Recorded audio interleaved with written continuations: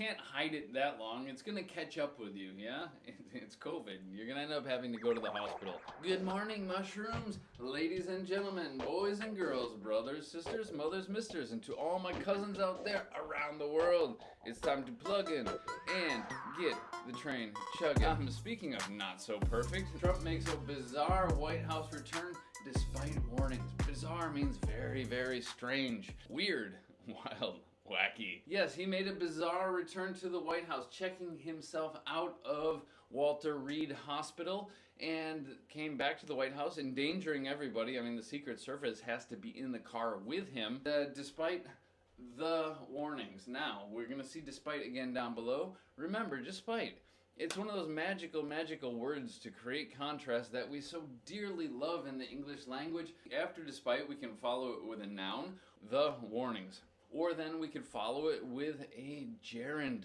And so despite having been warned by his doctors, or just despite being warned by doctors, professionals, scientists, and anybody with any moderate modicum of reason.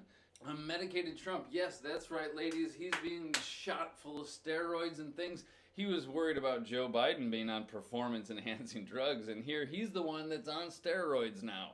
A medicated Trump made a reckless pronouncement, and reckless.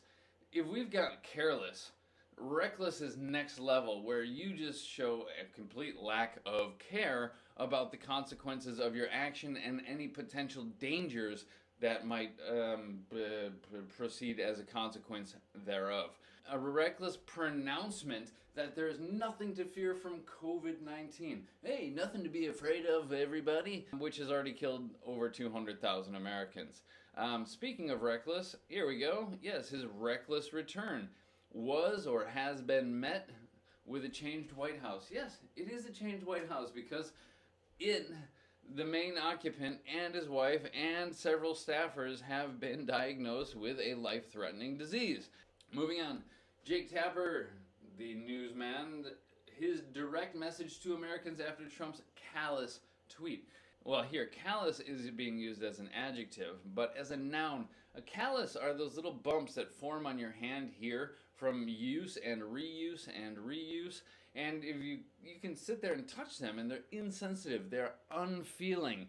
And so when we're using callous as an adjective, good morning, Zdenek. When we're using callous as an adjective, basically it means unfeeling, insensitive, and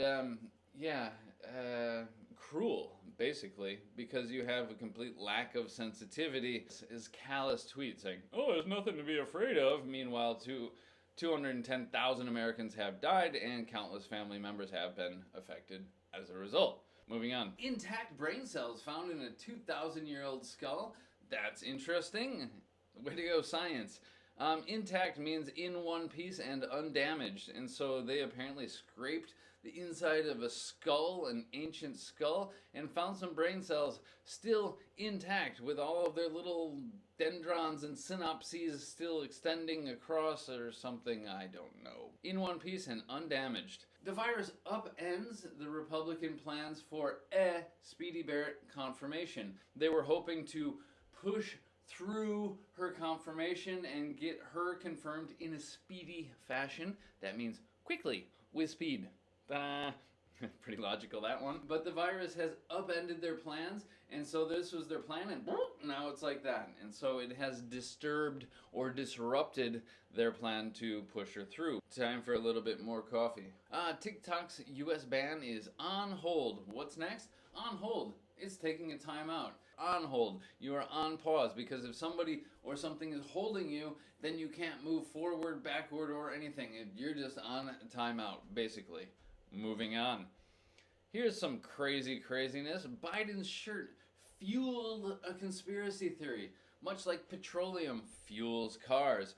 Coffee fuels this broadcast, and his shirt has fueled a conspiracy theory. To give 3 examples, moving from the more physical and concrete to the more figurative, he reached inside of his jacket to kind of scratch or rub his chest, and when he took his hand out, there was a wrinkle or a crease in the shirt, which everyone then latched onto as a mic cord, claiming that he had an earpiece in because that wouldn't be obvious while on a televised debate with people all around you. But hey, deep state, man, fake news. To fuel a conspiracy theory, to fuel anything, means to give it energy so that way it can move forward and upward and continue to propagate and spread. The U.S.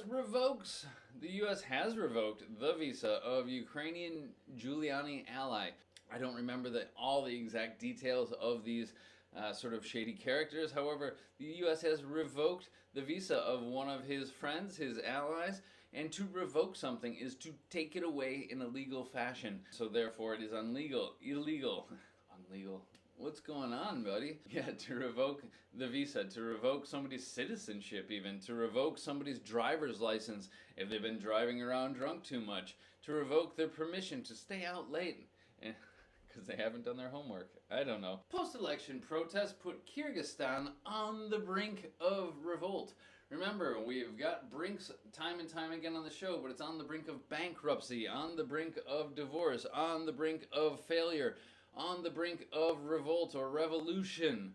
And so if you're on the brink of something, you're at the edge of it, and you're kind of looking over the edge, and you might be kind of swaying or teetering back and forth on the brink of, and if you fall off, something bad's gonna happen. Moving on. Venice. It holds back the water for the first time in 1,200 years. I don't know how they're holding it back with dams, with massive seawalls, or just lots and lots of sandbags. But they're literally holding the water back, keeping the city drier, I guess. Here we go. Justices Thomas and Alito lash out at the ruling that cleared the way for same-sex marriage. Now, there's a little bit to unpack here. So, justices, these are the judges on the Supreme Court. These are 2 out of the 9, right? And when the court makes a decision, that is a ruling, because when the court decides something, that creates a rule. Because we have a precedential legal system, and once you set a precedent, then that can be used in future cases, which you might know if you ever watched Suits or any other law shows. There was a ruling that cleared the way for same-sex marriage. To clear the way, much like the phrase we had yesterday, to blaze the trail for, you're clearing a path. You're cutting down the trees and burning them and making a trail, and so that way then others and things can move forward in an easier fashion. And so there was a Supreme Court ruling that cleared the way for same-sex marriage, which helped it proceed and move forward. Now, these 2 conservative judges are lashing out at that ruling. And to lash is like with a whip, when you whoosh, that is a lash or to lash. And if you're lashing out at something, obviously they don't have a whip in their hand, but they're very vocally and strongly criticizing that ruling. Because now the Supreme Court is leaning very definitively in a conservative direction, and so they're going to try and overturn some previous rulings and therefore change the face of American society. All right, massive 50-year-old great white shark has been caught. Actually, they probably don't still have it, so better would be to be a past simple passive.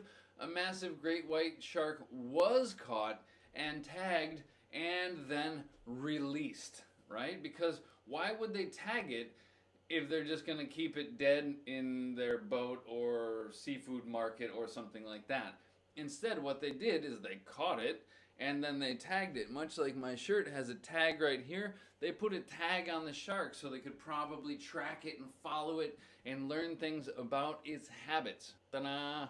A Nobel Prize in Medicine has been awarded to whom?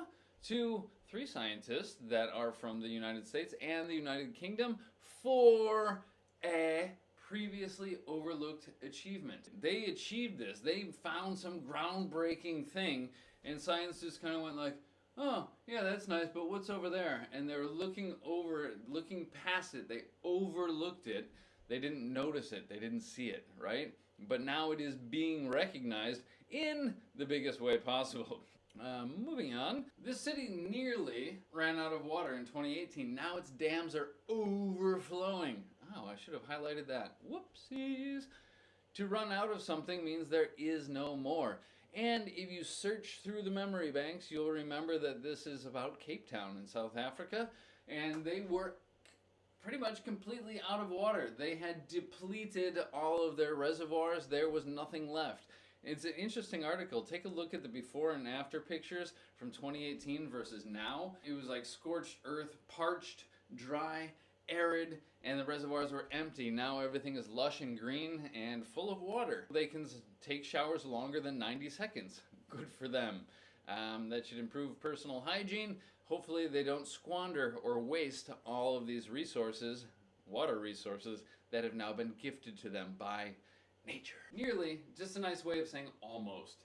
I have nearly enough time to do this. I have nearly enough money to buy that. I have not had nearly enough coffee yet today. Stamps are overflowing. Over as a prefix usually means too much, and it doesn't mean that they have too much water, because they could use the water. However, too much for the dam, and so now it's overflowing. So not only is it a figurative over, but it's also a literal over, because it's flowing over the dam. Yeah?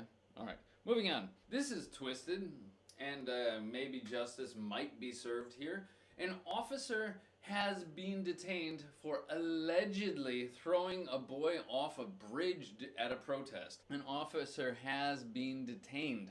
That means they are being held in some official capacity, usually in a police station or a prison or something like that. But detained does imply it's not permanent, it's impermanent for a short period of time.